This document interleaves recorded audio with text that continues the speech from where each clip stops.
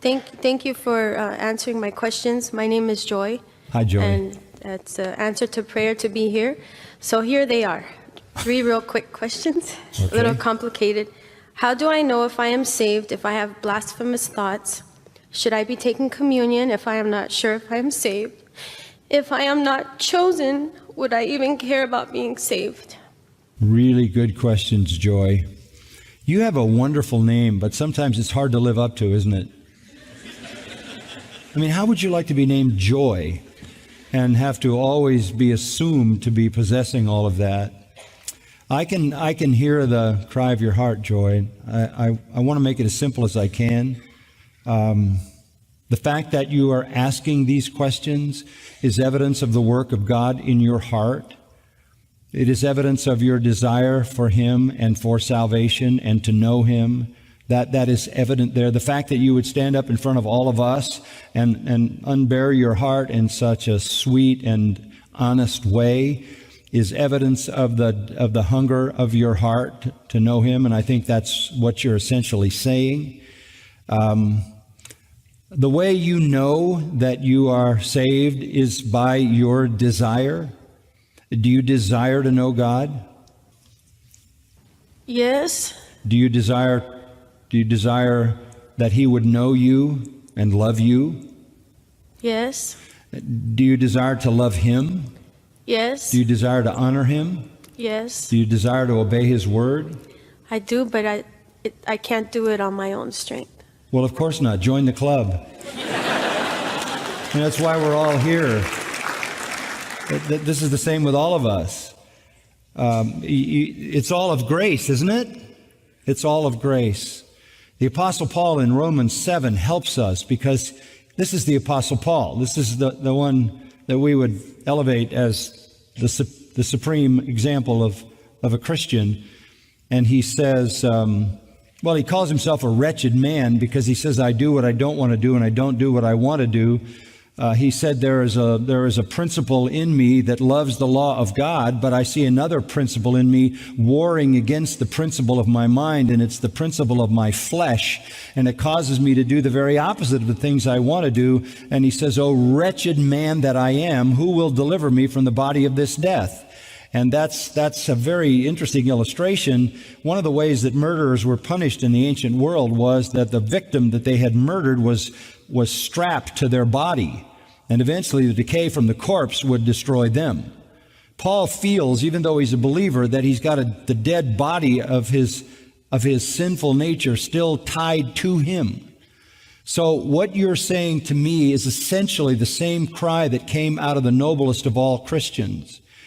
And that very cry is evidence of the work of God in your heart, that you desire to know God, to be loved by God, to love God, to honor God, to obey God, and that you know you can't is a statement of a genuine believer, because you recognize that you aren't everything you should be, and you are utterly dependent upon God Himself and upon the Holy Spirit. That's true of your salvation. You can't save yourself and you can't sanctify yourself. So you're where all honest Christians live.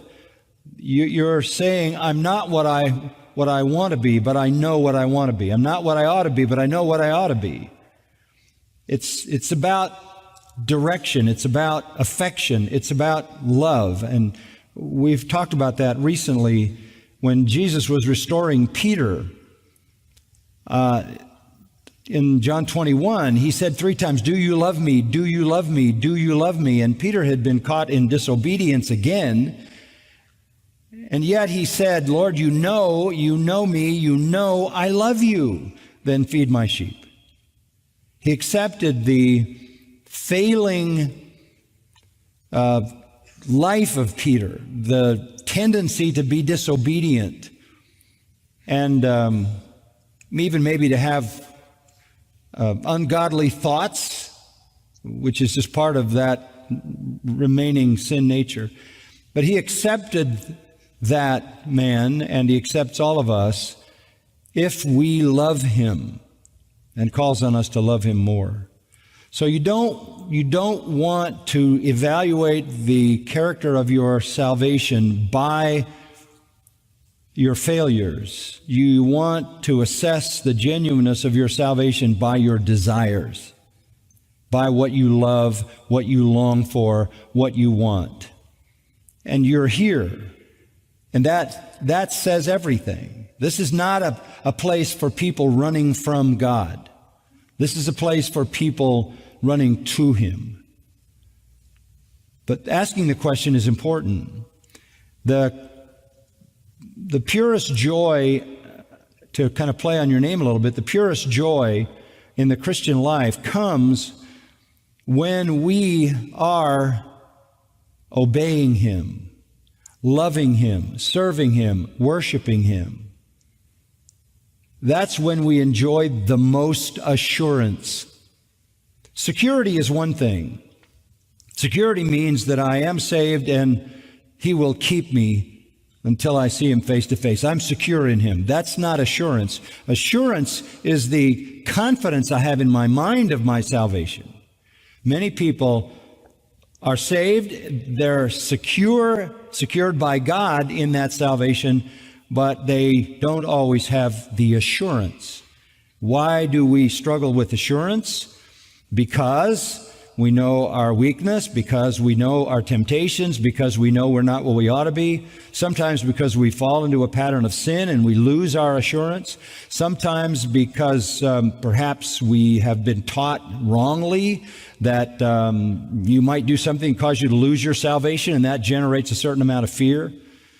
But to go back to the main point, the very desire of your heart is the evidence of the work of God in your life, because unregenerate enemies of God don't have those desires.